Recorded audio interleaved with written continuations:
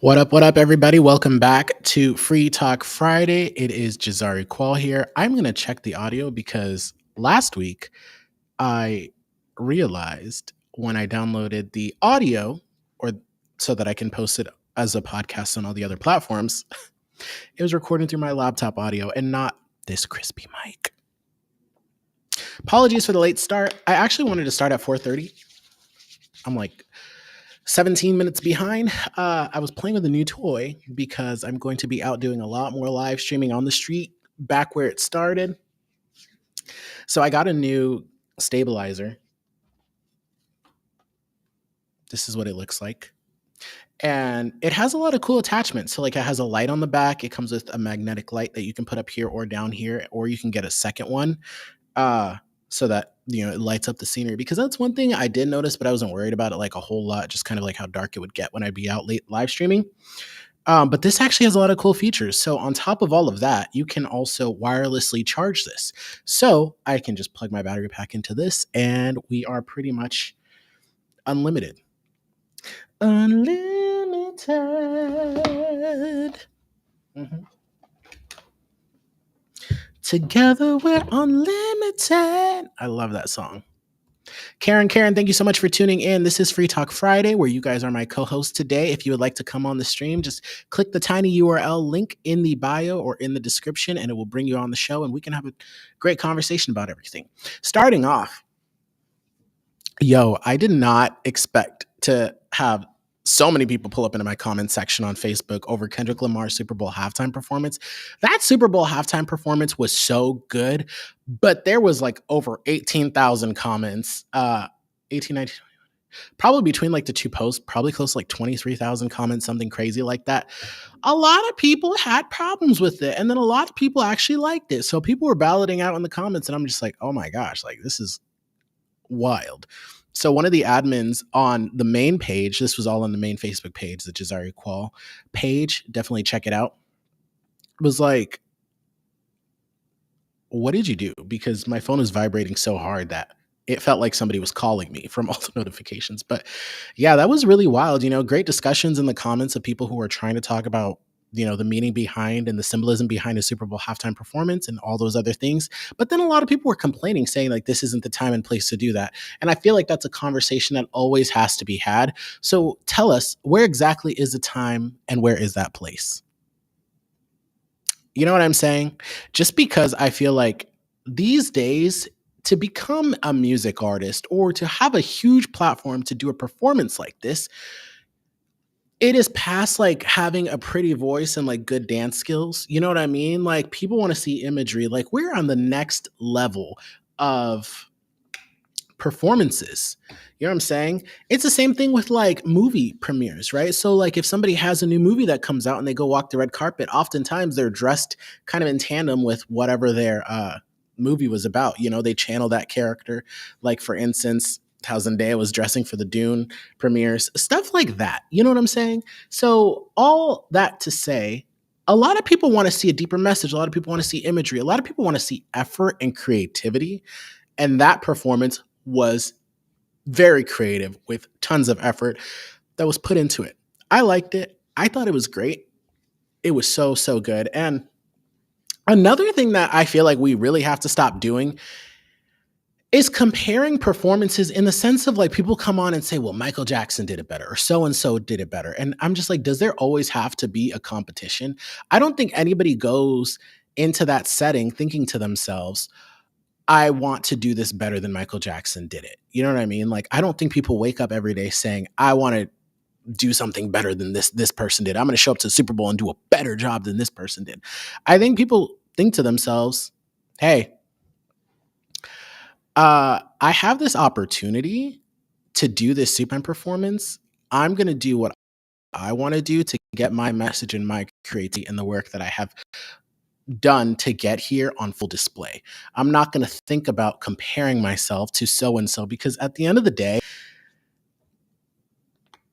there's never going to be another performance like Michael Jackson at the Super Bowl halftime show. There's not going to be another person that can do exactly what Kendrick just did. There's nobody that can do exactly what Beyonce and Bruno Mars and everybody else who done the Super Bowl halftime shows have done. So at the end of the day, can't we just appreciate the diversity in the artists and the energy that they bring to that stage and the way that they handle that opportunity, which I thought was really great. One thing I am really, really hoping that they do or did was record a whole road to the Super Bowl halftime performance like they do with some other artist and release it like on Netflix or streaming service or something like that. I think that would be interesting to see how this all came about, the conversations, the people in the room, the ideas, the brainstormings, just like, them cooking in the kitchen to perfect this gourmet meal.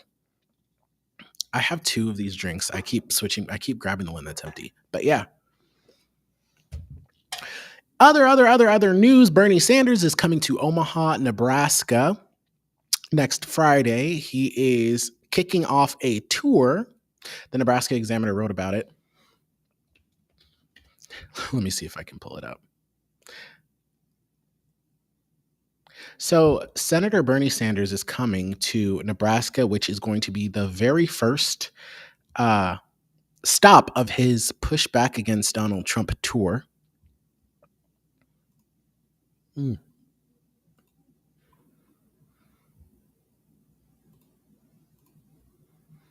Sorry here.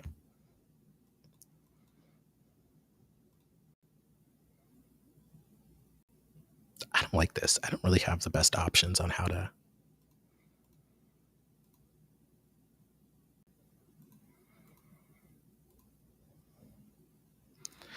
I mean, I guess this would be the other best option. Yeah, so U.S. Senator Bernie Sanders to kick off Trump pushback tour in Nebraska and in Iowa. So next Friday, he is coming to speak at the Omaha Union Hall. So then he's headed to an Iowa City Theater February 22nd. So Bernie Sanders and a whole bunch of other people, Democratic leaders he's an independent, but he caucuses with the Democrats, have been kind of pushing back on a lot of things, especially with the Doge department and everything that they're doing, because that has also been very bizarre. I mean, what has it been, like 11 or at least a dozen agencies that Elon Musk and his people have infiltrated and been able to kind of gain access to the systems of. And I remember on TikTok Live, that's something that I've recently got into, TikTok Lives, like getting in there and talking to people and stuff. And one lady was saying, I really don't see the issue of Elon Musk having access to the stuff. I don't see what the problem is. And I think the bigger question about all of this that needs to be asked is, they keep talking about how Elon Musk is uncovering all of this stuff. He's bringing all this stuff to light. They're gutting this and they're gutting that. But what is the end game? Because they've never talked about what they want to do instead of that, right? So they've never talked about, hey, we're actually going to cut all this so that we can lower your taxes. I mean, they did propose tax cuts, but like if you're not in a certain bracket, you're not getting a tax cut. In fact, if you are below that tax bracket, then your taxes are going to go up. So what is the end game? Because I see a lot of people who I would think are not making $300,000, $400,000, $500,000 a year, celebrating that all of this stuff is getting gutted. But it's like, twin, like this isn't really gonna do anything to make things easier for you. I mean, this isn't gonna lower the price of eggs, and I mean, this isn't gonna do anything substantial to make your cost of living easier. And I mean, that's the question that I wish a lot of people would answer. Like, what is the end game? Hey, are you gonna, return this money to the taxpayers? Nothing like that. But I did see that they unveiled their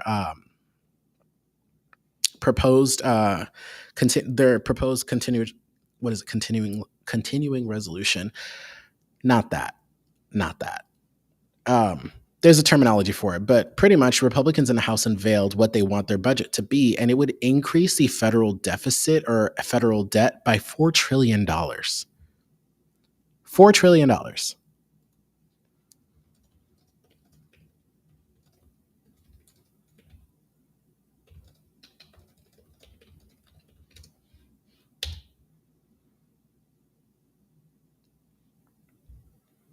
It outlines significant changes in federal taxation, spending, and debt management. So, pretty much one, tax cuts, right? So, the budget allows for up to $4.5 trillion in tax cuts over the next decade. And how are they going to pay for that? Are with spending cuts. So, there are mandatory spending reductions. So, 1.5 trillion in spending cuts over the next 10 years with a target of 2 trillion, which I guess was the goal that they wanted Doge to do. Hey, Jeffrey, thank you so much for tuning in. Appreciate it. Appreciate you stopping by, which was kind of what they were aiming for. If you remember, they talked about Doge eliminating up to $2 trillion right away. But they do want to add an additional $300 billion to defense and border security funding. So the debt ceiling increase would increase, like I said, $4 trillion. And yeah, I mean, like, there's a lot of things in there. We know that they want to gut like Social Security, Medicaid, all of those things, which just kind of pegs a question like, I don't know, people with disabilities are on Medicaid, right? So Medicare is for people who are, senior citizens, people who have retired, things like that. And Social Security, things that they have paid in for their entire lives, their entire working lives, right? Because we all pay into federal Social Security. If that was reconciliation budget, that's what it was. So the reconciliation. So I don't know. Imagine if people missed a check for Social Security. What would that entail? Like, what would that look like? You know what I mean? Like, if Social Security got gutted and everybody didn't get a check this month, what would that look like? Because if you look historically speaking, Social Security had taken a lot of retirees and senior citizens out of poverty, right? So, like, the poverty rate for senior citizens dropped dramatically after Social Security was implemented. And I mean, even now these days, it's still extremely hard to retire. So people do pay into Social Security and they're able to draw from it once they retire. But you see a lot of people finding jobs afterward because they still can't make ends meet because the cost of living in this country is skyrocketing.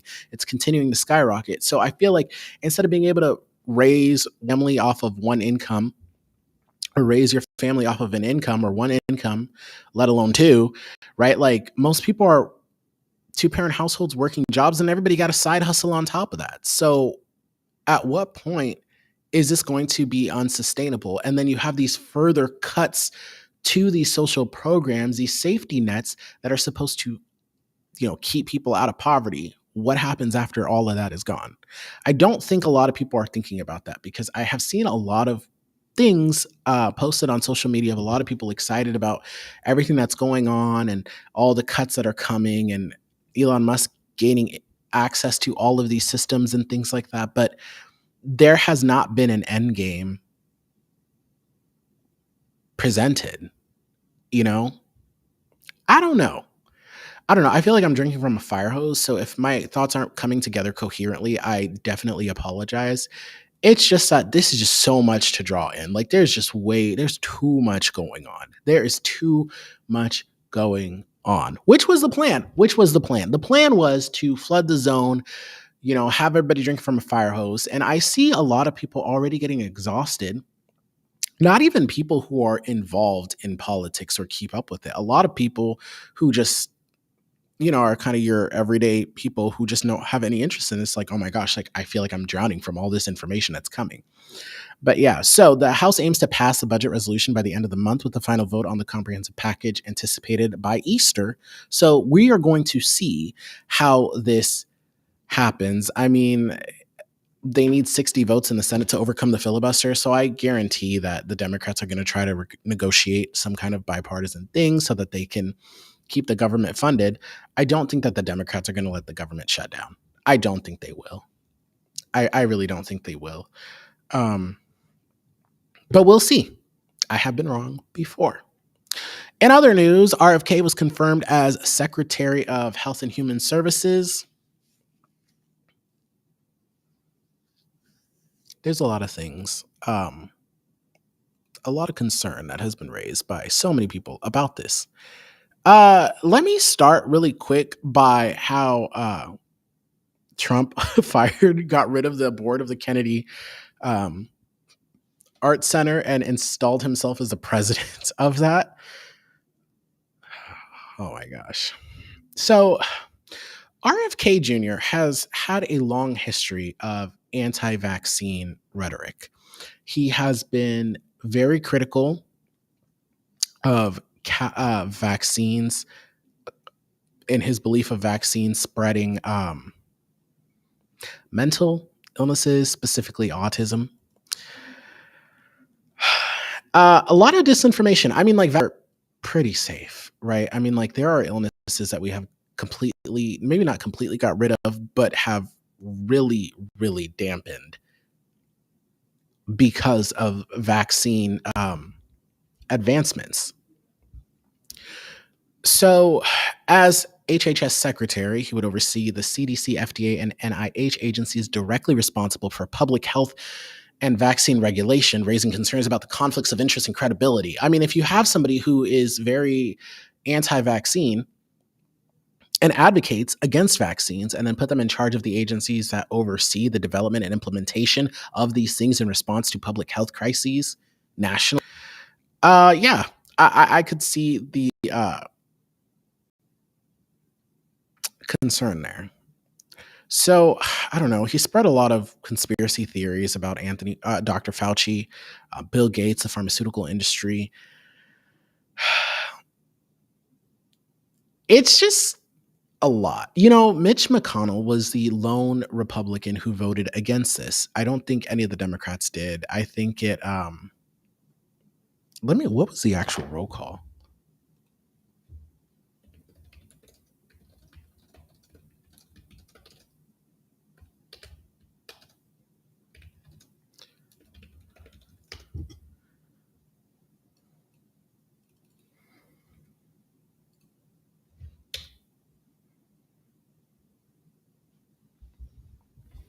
While I'm looking for this information, but yeah, so Mitch McConnell was the lone Republican to vote against his confirmation.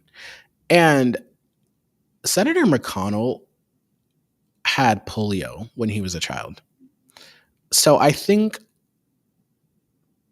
he was personally kind of, I mean, like somebody who lived through something like that and contracted that illness and survived from it to confirm somebody who doesn't believe in vaccines that had helped end that obviously wouldn't make sense for him to vote for that. So I don't know. Somebody was like, never, never did I ever anticipate the day when Mitch McConnell would be the voice of reason or that I would agree with him. Quite interesting. Interesting to say the least. And on top of that, ICE is still out here. ICE is still out here going through neighborhoods and all of that stuff. Yeah, so it was a 52 to 48 vote. Yep. So the confirmation saw nearly all Republican senators supporting the nomination, with the exception of Senator Mitch McConnell of Kentucky, a polio survivor who voted against Kennedy due to his controversial stance on vaccines. Suzanne Collins, you guys know how I feel about Senator Collins. It feels like everything in this country comes down to Donald Trump, Suzanne Collins, Mitch McConnell, and a few other people. But she's definitely one of the top five, it feels like. And Lisa Murkowski of Alaska. Both Republicans voted in favor of Kennedy's confirmation, providing the necessary support for his appointment.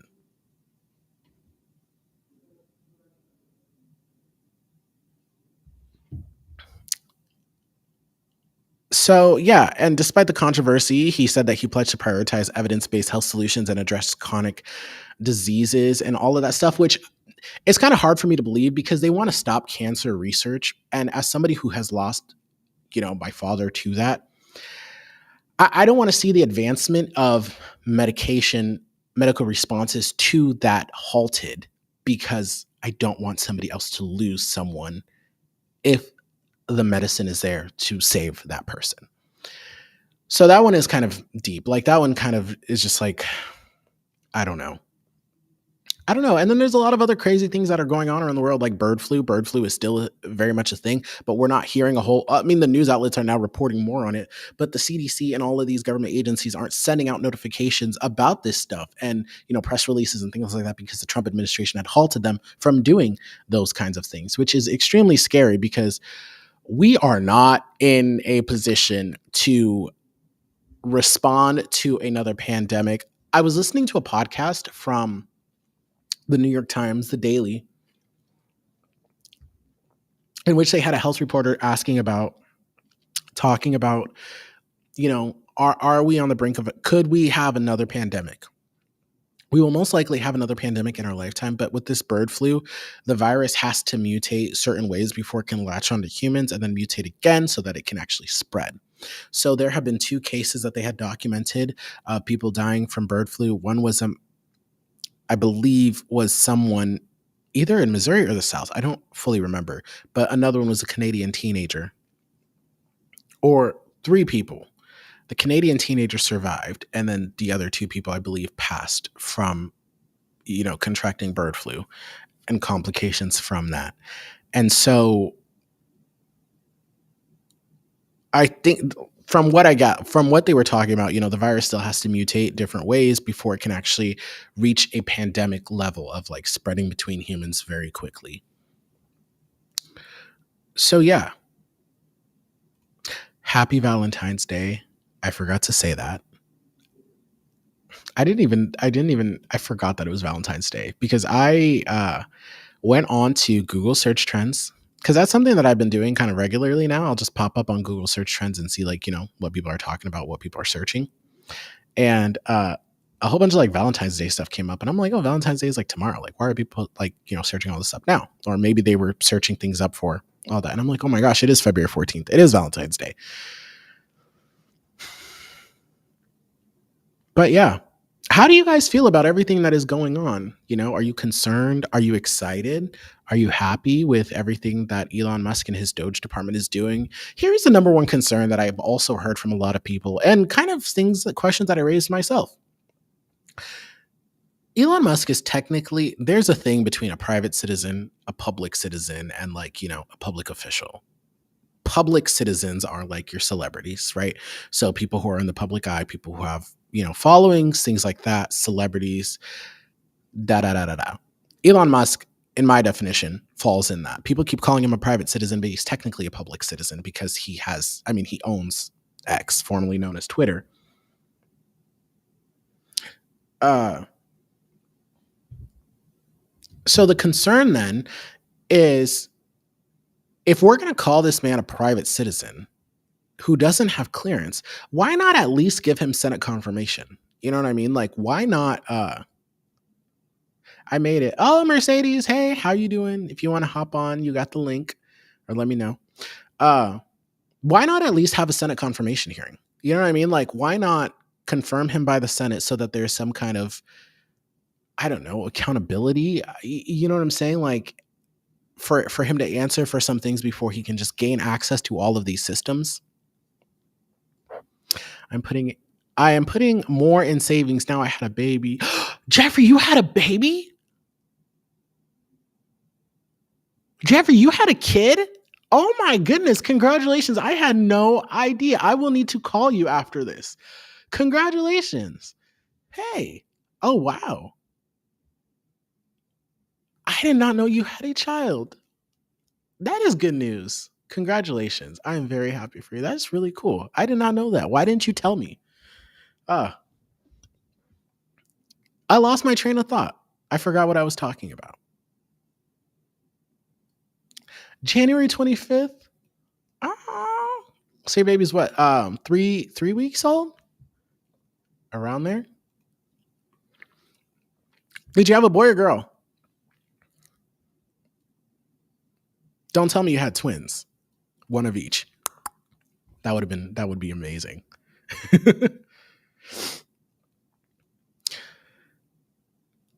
I lost my train of thought.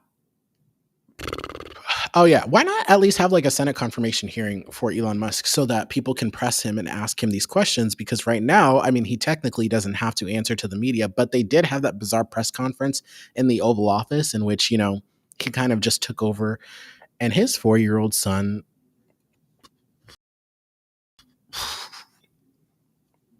I want you to shush your mouth. You're not the real president. I don't know, man.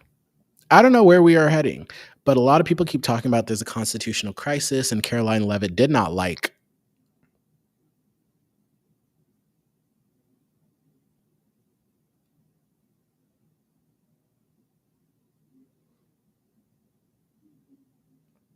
Okay, I'll call you once I get off of here.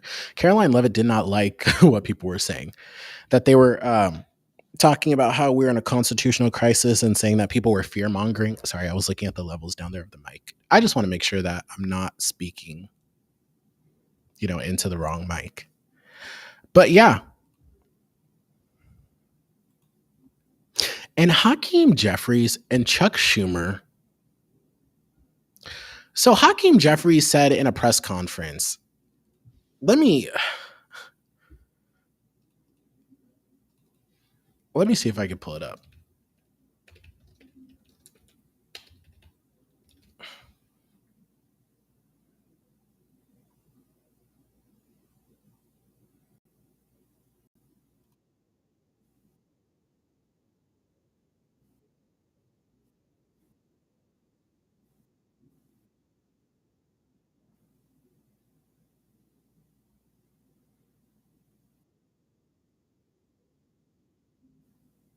I mean, pretty much saying that, like, the Republicans control the government, right? They have the House, they have the Senate, they have the presidency. What can we do? I don't know, Hakeem. I have no idea what. But I mean, a lot of people are kind of just relying on the courts to hold. But here is the concern about that. Constitutionally speaking, the courts, like the Supreme Court, doesn't have an enforcement mechanism. Andrew Jackson said, okay, well, they've made their ruling, now let them enforce it. I mean, we've kind of just gone off of precedence, right? Like, this is what the Supreme Court said. They interpret the Constitution, they interpret the law. We'll leave it at that. We'll go with what the court says. We'll defer to their decision. We will respect their decision. But what happens if they just ignore them? Then what? And JD Vance was talking about this, saying that the Supreme Court is,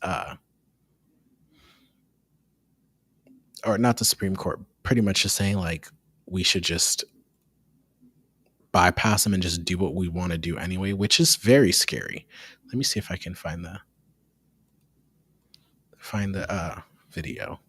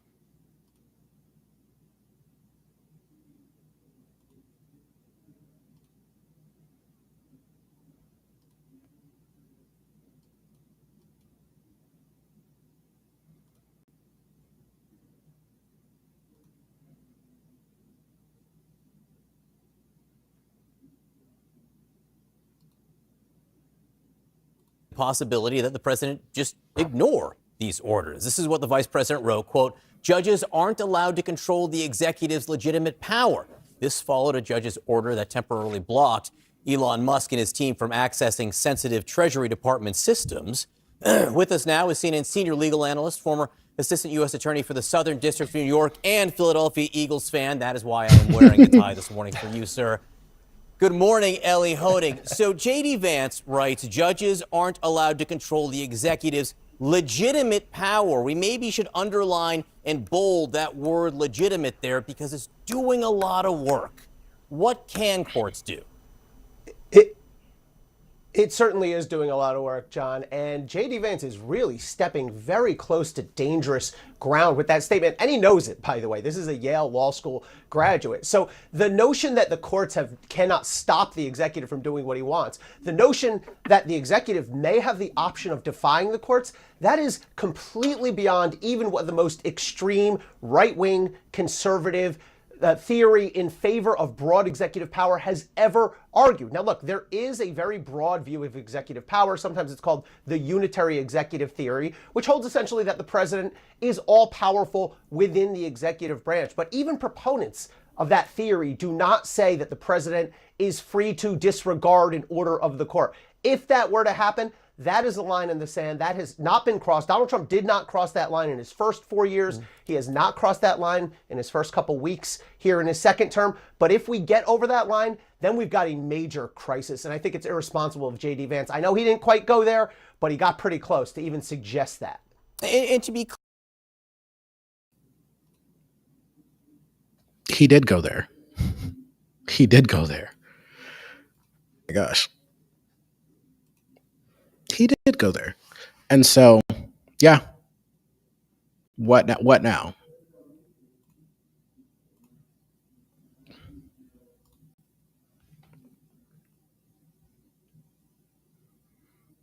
What happened to the rule of law? What happened to respecting the courts?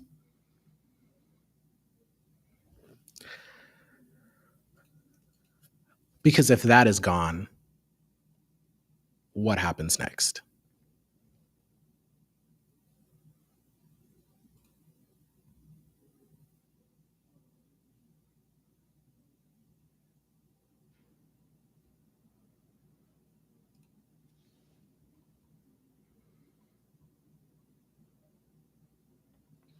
You know, there have been, and I'll just close with this. I'm going to make this really short today. But yo, there are a lot of like TikTok videos of people, you know, seeing how a lot of these things are personally starting to affect them and raising a lot of concern and alarm on this is not what we wanted, this not this, it's not that, hashtag leaving MAGA, which is wild to me. Because there's some people who are just like, oh, I know so and so who receives this benefit or so and so who lost whatever, you know, somebody who's been personally affected in some kind of capacity. And they're like, oh, I just didn't think that this was going to happen. And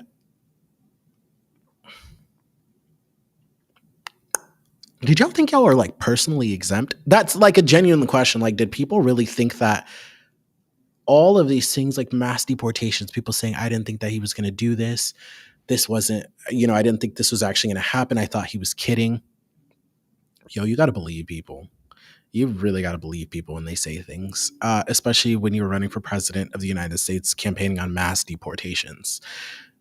You didn't think that was going to happen. So you have a lot of people who, you know, have undocumented family. I don't think people realize how many people are really undocumented. How many people really do not have the proper paperwork? You know, people come here on visas, overstay their visas. Some people cross the borders legally. Some people come through the proper channels and then, you know, their status expires and they never follow up on it. There are so many undocumented people. Somebody was like, yeah, you might as well stop going to all the restaurants of the ethnic foods you like, because who do you think actually works there? I don't know. I don't know. But I don't think people realize how big of an impact this is going to have. And allegedly, when you look at USAID, USAID, and that being gutted, living in Nebraska, a lot of surplus things are purchased by USAID. So a lot of grain, corn, rice, maybe not rice, corn, beans, soy, and shipped overseas to impoverished places with famines going on to make sure those people do not starve to death. US farmers are benefiting from that because the government is like, hey, instead of you getting rid of or like burning or dumping the rest of this grain, we'll buy it off of you, blah, blah, blah, for, you know, whatever your price is. And so their surplus, they make money off of the surplus that they have. It just doesn't go to waste. Um, Win-win situation, I guess, for everybody, right? The U.S. is able to execute soft power by, dropping all of this food into areas that need it, experiencing famine. U.S. farmers are getting paid for their surplus, so they are incentivized to, grow more things. They have a guaranteed source of like money coming in for this surplus, and then the people who need the food, they are able to get the nourishment in that capacity that they need. So completely gutting that, a lot of people are just like, oh my gosh, like, oh my gosh, there was a whole thing of farmers who had contracts with the federal government. So they took money from the federal government and they had to pay it back or something like that. But I'll need to look into this, but I've seen a lot of farmers on TikTok and online saying that they regret all of this stuff. Let me see if I can find a video because I don't think I'm explaining it right. I'm sure I'm missing things. But this was so fascinating, especially living in an agriculture state. 2 seconds, hold on.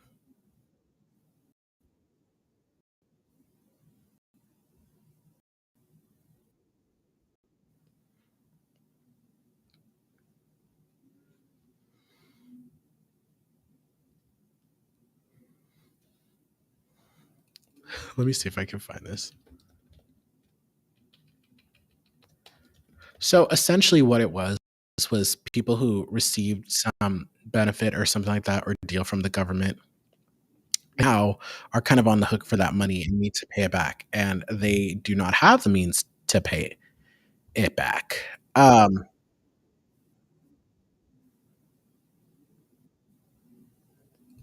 Geez, I can't find it. Hold on.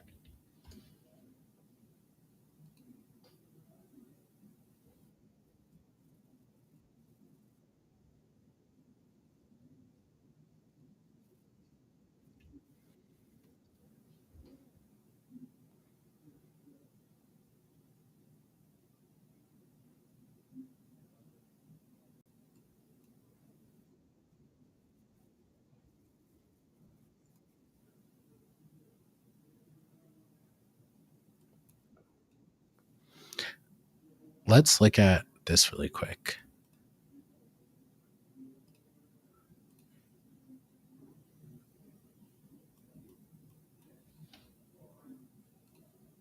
These days, farmers are dealing with a lot. There's higher costs for feed and fertilizer, climate change, as well as those avian flu outbreaks that we've been seeing. And that's all happening as American farms are on the decline. There was a 7% drop in farms from 2017 to 2022, according to the USDA. That is about 142,000 fewer farms in just 5 years. There's fewer farms and more issues, but the demand for food and agriculture doesn't really go away. So these farms really need a reliable workforce. And now there are concerns about how President Trump's campaign promise to launch the biggest deportation this is about in American deportations, history will impact this already stressed sector. About 2/3 of crop workers are foreign-born. And while many come to the U.S. for seasonal jobs legally through H-2A visas, the USDA estimates that 42% of crop laborers are undocumented. New Jersey farm. That's when I say, like, a lot of people do not realize how many people are undocumented. Kurt Alstead says his workers are all legally authorized, but he's watching closely to see what Trump does next. When we talk about the ripple effects of a potential mass deportation, labor is already hard enough to find as is. Could it be even more difficult to find across the board if that does happen? Well, there's no question in the United States we have a shrinking workforce. Anything that happens from a policy standpoint that reduces people in our workforce is going to make it very difficult for industry, and certainly for agriculture. We would be in big trouble if we lost workforce. The labor union, United Farm Workers, has already seen an uptick in migrants asking for help. The threats are scary, but at the same time, farm workers more than anyone understand the reality that without them, this work is not going to get done. And fewer workers could mean less homegrown produce, according to University of Montana economist Diane Charlton. But will consumers see higher prices if there are these mass deportations? Maybe to a certain extent, consumers might not see a really big impact in the grocery stores, but there will be less domestically grown fruits and vegetables. Does that mean more farms could go belly up? Definitely. Whew.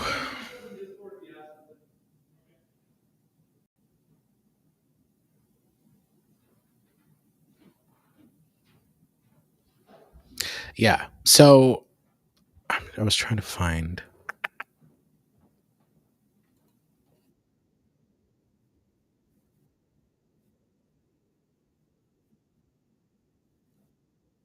This guy has been kind of blowing up online. This was kind of where it started, these farmers losing funding. I did vote for Donald Trump.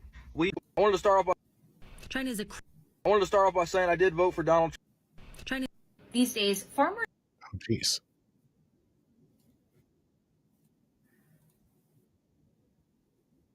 Okay, here it is. Sorry. I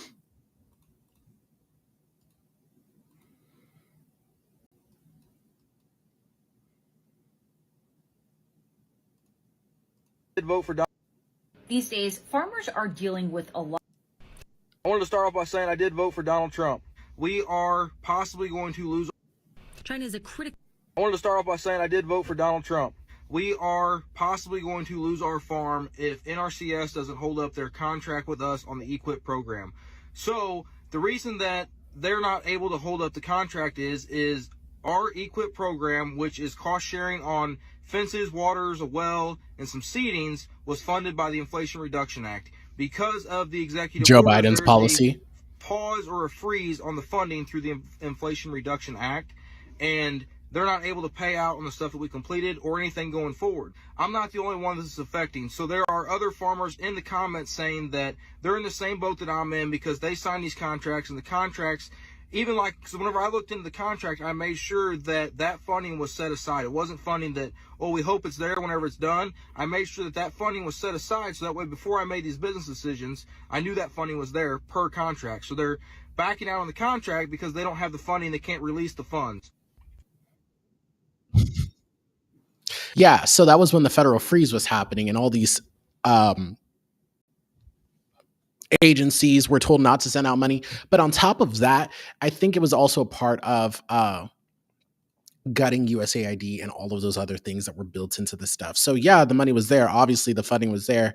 Like he was saying, oh, I don't want this to be a thing to where it's like, oh, we don't know if the money is going to be there. The funding was there because it was allocated by Congress. However, the executive decided we're just not going to send out that money. Or actually, Elon Musk is the one who decided that. And I will leave it at that. Happy Valentine's Day to everybody. I hope you enjoyed this Free Talk Friday. Be sure to share to keep the conversation going. And that is kind of all that I have for you guys today. Thank you so much for tuning in to this episode of the Josiah Qual Show. I will see you guys next week. Be sure to like, comment, share, subscribe, all that good stuff. Peace.